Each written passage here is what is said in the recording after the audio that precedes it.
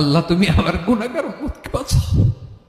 এই দুনিয়ার বুকে রব্বুল আলামিন সব নবীকে একটা করে দাওয়া মুস্তাজাবা দিয়েছেন, মানে যে দোয়া করলে কবুল হয়ে যায় সাথে সাথেই।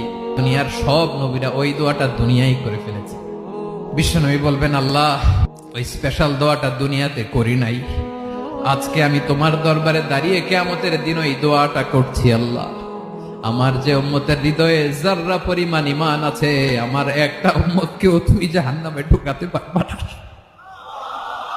বিশ্বনবী পাগলের মতো একবার হাউজে কাউসারে যাবেন, একবার সিরাতে যাবেন, একবার পুলসিরাতের দিকে, একবার হাউজে কাউসারের দিকে পাগলের মতো দৌড়াতে থাকবেন, তার কোন গুনাহগার উম্মত যাতে জাহান্নামে ঢুকে না যায়।